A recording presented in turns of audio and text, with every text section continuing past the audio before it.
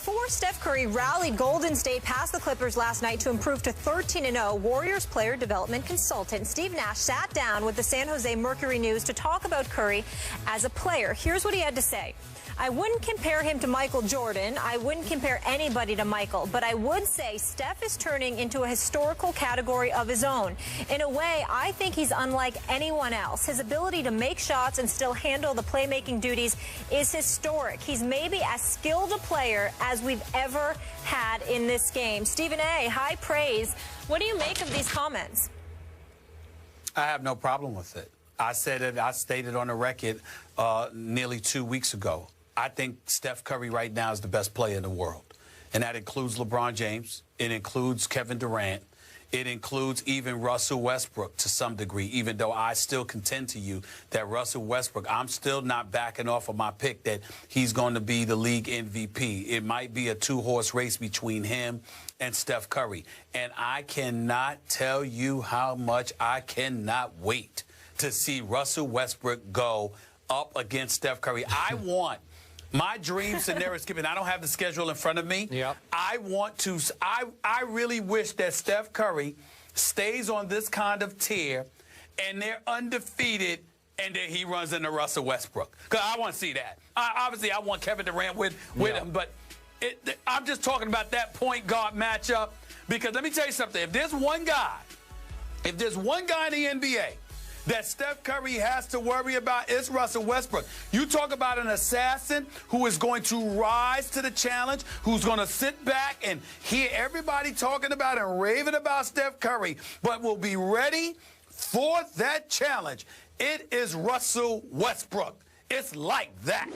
I mean, this is beautiful. I haven't been this excited. I mean, I love my NBA basketball, but I haven't been this excited about the NBA in years. I don't even know what to tell you, man. Steph Curry's on another level. I mean, this brother right here shooting 52% from the field, 45% for three-point range, averaging 34, pulling up from 30, 35, 40, 25, 50. It don't matter what side of the court or whatever the case may be. He's doing all of that, plus handling the ball, plus running the offense. Steve Nash is absolutely right.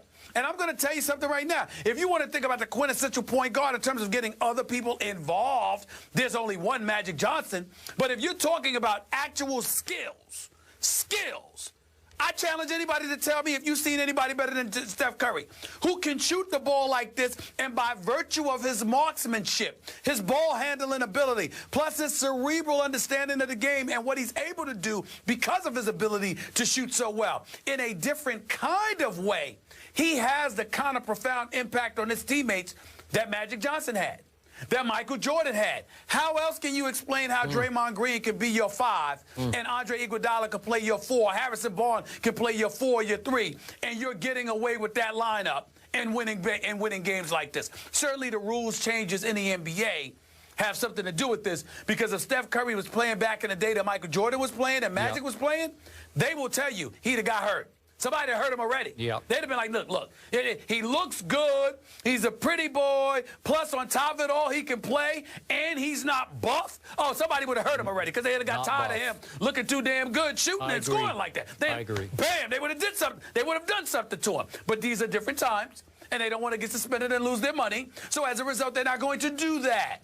And as a result, those rules facilitate his greatness. Right now, Steph Curry is the best player on the planet. That includes LeBron James, all due respect, because LeBron James can't do what he wants to do, what Steph does, and Kevin Durant doesn't want to bad enough what Steph Curry does. But Russell Westbrook does, and I can't wait for that. I don't care where I'm at, Skip. I'm going to have my chair. I might go to the game, but if I don't go to the game, I just watch the TV. I will be sitting down to see Russell Westbrook against Steph. We get that. All right, back to Steve Nash. Again, before that draft of Steph Curry, I said I would take Steph #1 over Blake Griffin. And a lot of people said that's impossible. And trust me, even I underrated Steph at that point because I in no way saw this coming. This was the perfect man, Steve Nash, to ask about what Steph Curry's doing. Steve Nash, I remind our younger viewers, won 2 MVPs in this league. I thought Shaq should have won 1 of them, but he won 2. Impossible. And it's also impossible what Steph Curry is doing right now, because as Steve Nash said, and he's tried to do it humbly, he said, I hate to put myself in this statement, but he's taken what I did to another level. Steve Nash had a gear of quickness that was rare and freakish. It was stop and start quickness. It was step back quickness. Steph has taken that to another level. And to your point about buff, again, he's eclipsing LeBron as the best player in the league, and Steph is slim at 6'3". He doesn't play with power. He doesn't necessarily play with spring. Russell Westbrook can jump out of the gym and plays with attack the basket power. He's pretty ripped in his upper body. So he's taking the man's game that is pro basketball, Steph Curry is, and he's turning it into the ultimate finesse game, really a below the rim, shoot the ball from long distance kind of game. We've never seen anything like this. So I appreciated that Steve Nash is saying he's creating a historical category we've never seen before. Yeah, all of this is new ground is being broken here. This is a new frontier, and there's only one man in this frontier, and his name is Steph Curry, and he's just entering his prime. It's not like he's 32. You know, he's just getting started. He will get better. Skip, stay with me real quick for 1 second. One other point that I want to make in bringing up Russell Westbrook. Let me tell you why I'm doing that.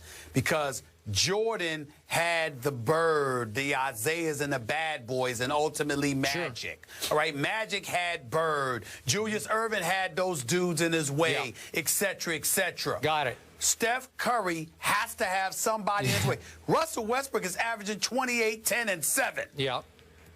Okay. And he's an assassin. So watching Steph go up against him is going to also tell us a lot, too. All right. That's what I'm saying. I got it. It's going to tell us a lot. It will. Uncharted territory for Steph Curry, just dominating everybody. You know who can relate to that? Tom Brady. And Rex Ryan has to go up against him this week. And usually Mr. Media friendly. Yeah, this time he is not having it with the New England media. We'll tell you what happened after the break. First Take is brought to you by Joseph A. Bank, the answer to quality men's attire since 1905. And 5 Gum Truth or Dare. Are you game? You guys always say that I'm obsessed with him and all that. You guys are obsessed with him, not me. But you're the ones who talk about him every single day. We prepare for them the same way we prepare for every team that we face. Do I obsess with them and all that? You guys write about, I've lost 7 of 8, so why are you even talking to me? We got no business being on the same field. That's what you said. I've lost 7 of 8 against them, so don't talk to me.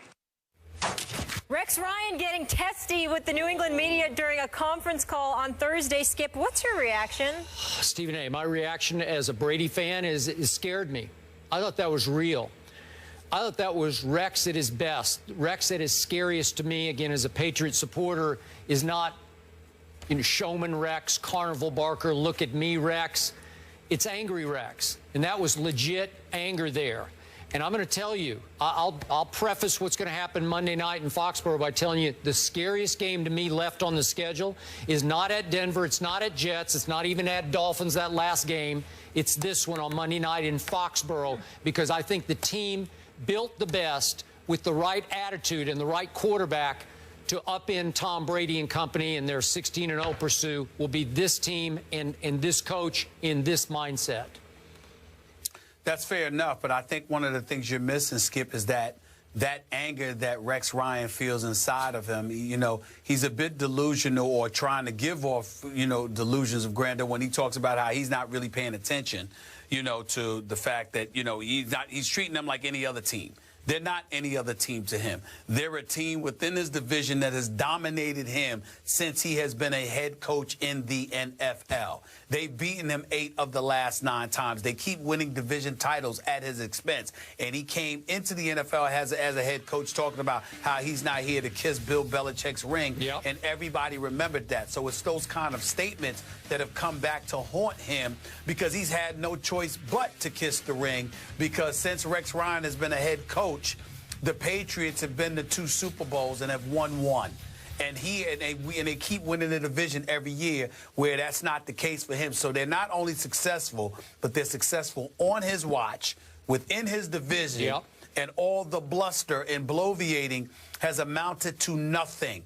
And nobody highlights that, the ineptitude of Rex Ryan, better than Bill Belichick and the Patriots. I hear you, but the one coach who has tormented Tom Brady over the years the most is clearly Rex Ryan. Now, he did bloviate ahead of the game early this year at Buffalo, and he got it stuffed right back in his face by one of the great Brady regular season performances of his entire career. But it was 40-32. Tyrod scored 32, some of them late. But Tyrod, I don't think he's afraid of Tom Brady in his own way. That's true. But they were down 37-13 before New England got a little lackadaisical. But three of those TDs, half of those total yards are from players that can't go. Julian Edelman, Dean Lewis. So we will see. Bingo. See you guys on Monday. Have a great weekend.